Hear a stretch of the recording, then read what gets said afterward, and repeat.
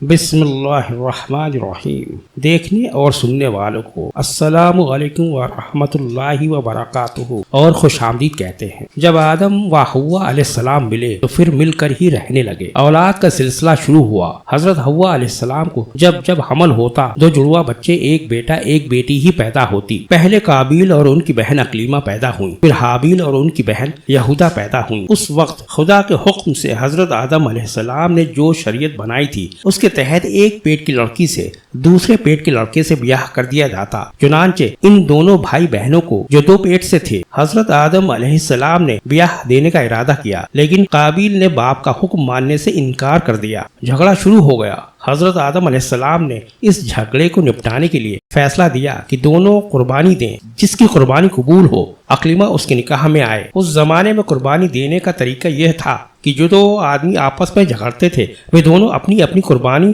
پہاڑ پر رکھتے تھے۔ آسمان سے بے دھوئیں کی آگ آتی تھی اور حق جس کی طرف ہوتا تھا اس کی قربانی کو قبول کر لیتی تھی۔ جب دونوں بھائی اس فیصلے پر راضی ہو گئے تو حابیل نے ایک موٹا سا مینڈھا اپنے گلے میں سے جدا کیا اور قابیل کا ایک ٹوکرا گیہوں کا لے جا کر رکھ آئے۔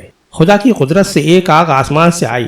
قابیل کی قربانی پر اس نے کوئی توجہ نہ دی، جبکہ حابیل کی قربانی کی طرف گئی اور اسے قبول کر لیا۔ حابیل کی قربانی کا قبول کیا ہونا تھا کہ قابیل کے من میں کپٹ اور بیر بڑھ گیا۔ اس نے حابیل کو دھمکی دی کہ میں تجھے جان سے مار دوں گا۔ حابیل نے کہا، اس میں میری غلطی کیا ہے؟ میں تو حق پر ہوں، اللہ تعالیٰ کے حکم سے میری ہی قربانی قبول ہوئی ہے، تمہاری نہیں۔ پھر اگر تم مجھ پر ہاتھ اٹھائے گا تو بھی میں کچھ کہنے والا نہیں۔ پھر پتھر دل قابیل نے موقع دیکھ کر مظلوم حابیل کے سر شیطان کے بہکاوے میں آ کر ایسا پتھر مارا کہ بیچارہ بھائی شہید ہو گیا۔ قابیل نے یہ بہت بڑا گناہ کیا تھا۔ قابیل حابیل کی لاش کو کچھ دنوں اٹھائے لیے پھرتا تھا۔ اس کی سمجھ میں نہیں آتا تھا کہ اس لاش کو کیا کروں اور لوگوں کی نظروں سے اسے کیسے چھپاؤں۔ ایک دن اللہ کا حکم ایسا ہوا کہ پریشان حال قابیل کی نظروں کے سامنے دو کوے آ کر لڑنے لگے، یہاں تک کہ ایک کوے نے دوسرے کو مار ڈالا۔ مارنے کے بعد اپنے پنجوں سے زمین کھودی اور مرے ہوئے کوے کو اس میں گاڑ کر پنجوں سے مٹی برابر کر دی۔ قابیل اپنی آنکھوں سے یہ منظر دیکھ رہا تھا۔ سوچنے لگا، میں شاید کوے سے بھی گیا گزرا ہوں کہ اپنے بھائی کی لاش کو کندھے پر لیے پھرتا ہوں اور اسے چھپا نہیں پاتا ہوں۔ پھر اس نے زمین کھودی اور بھائی کی لاش کو گاڑ دیا۔ قابیل کے اس جرم کا حال حضرت آدم علیہ السلام کو معلوم ہوا۔ اللہ کے حکم سے انہوں نے سزا سنائی کہ قابیل کو بھائی کا خون بہانے کے جرم میں پھانسی دے دی جائے۔